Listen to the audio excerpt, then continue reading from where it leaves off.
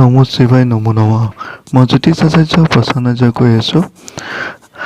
আজি মই 2 আগষ্ট 2022 মঙলবাৰ 16 শাওন 1946 খ্ৰীষ্টাব্দৰ বিষয়ে মই ক'ব গৈ আছোঁ যে সূৰ্য উদয় হ'ব 4:51 আৰু সূৰ্য অস্ত হ'ব 6:06 তিথি হ'ব শুক্লা চতুৰ্থী আৰু নক্ষত্ৰ হ'ব উত্তৰ ফাগুনী। যুগ হ'ব শিৱ যুগ আৰু জন্মত যদি কোনোবা ব্যক্তি জন্ম হয় তেনেহ'লে কন্যা ৰাশি হ'ব মদিনাথ মদনীয়া ৰাশি হ'ব আৰু উত্তৰ ফাগুনী 12 নম্বৰ নক্ষত্ৰ হ'ব। শুদ্ধ বৰ্ণ হ'ব মতান্তৰ বৈশ্য বৰ্ণ হ'ব। বায়ুযোগ মনুষ্যগণ গৰু অস্থি গৌজনী অষ্টতৰী মংগল আৰু বিশংকৰী ৰবি দশাত হ'ব আৰু শুভ কৰ্মৰ ভিতৰত আৰোগ্য স্নান গৰ্ভধাৰণ আদি হ'ব আৰু ভাষ্য ক্ষেত্ৰত খোৱা খাদ্য ক্ষেত্ৰত মূলা খোৱাটো নিষিদ্ধ হ'ব। এতিয়া আহোঁ দৈনিক ৰাশিফলৰ ক্ষেত্ৰত। প্ৰথমতে আহোঁ মেঘ ৰাশিৰ ক্ষেত্ৰত। মেঘ ৰাশিৰ ক্ষেত্ৰত দিনটো মোটামুটি ঠিকেই থাকিব যদিও টকা পইচা ক্ষেত্ৰত মোটামুটি ঠিকেই থাকিব। যদিহে ভ্ৰমণ আদিৰ ক্ষেত্ৰত যোগাযোগ হয় বা ভ্ৰমণ কৰিব বিচাৰে তাত সাৱধানে কৰাটো ভাল হ'ব, নহ'লে কিন্তু কিছু পৰিমাণে কষ্ট বা মানসিক যন্ত্ৰণা ভুগিব লগা হ'ব পাৰে। নেক্সট আহোঁ বৃষ ৰাশিৰ বিষয়ে। কোনো জাতক বা জাতিকা যদি দীৰ্ঘদিন ধৰি কোনো মতানৈক্য ভুল বুজাবুজি বা বিবাদ কোৰ্ট কেছ আদি যিটো সমস্যা ভুগি আছিল সেইসকল জাতক জাতিকাৰ কাৰণে দিনটো ঠিকে থাকিব, কাৰণ সেই যিমানবোৰ বিবাদ আছে গোটেই বিবাদৰ নিষ্পত্তি হ'ব। নেক্সট আহোঁ মিথুন ৰাশিৰ বিষয়ে।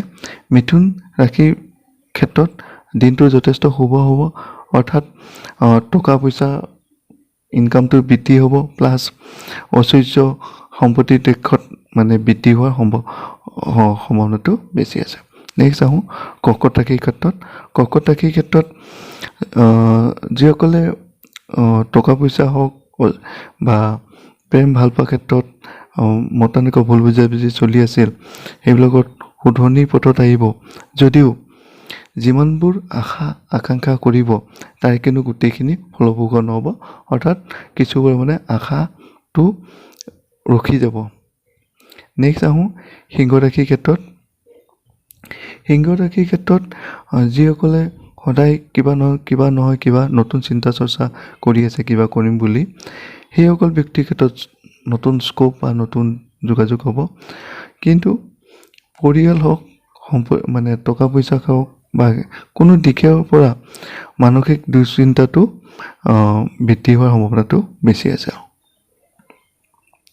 এতিয়া আহোঁ কন্যা ৰাশিৰ ক্ষেত্ৰত। কন্যা ৰাশিৰ ক্ষেত্ৰত অলপ সাৱধান হোৱাটো ভাল হ'ব, কাৰণ যিসকল জাতক জাতিকা হয়তো বেমাৰ আজাৰ ভুগি আছে সেইসকলৰ বেমাৰ আজাৰ বৃদ্ধি হোৱাৰ সম্ভাৱনাটো বেছি আছে আৰু যিসকলে একো ধৰক ভাবিছে যে একো হোৱা নাই বা হেৰি হৈছে সৰু সুৰা টুকটাক হৈ আছে, সেইসকল ডক্তৰৰ পৰামৰ্শ লোৱাটো ভাল হ'ব, নহ'লে কিন্তু বেমাৰ আজাৰ বৃদ্ধি হোৱাৰ সম্ভাৱনাটো বেছি আছে।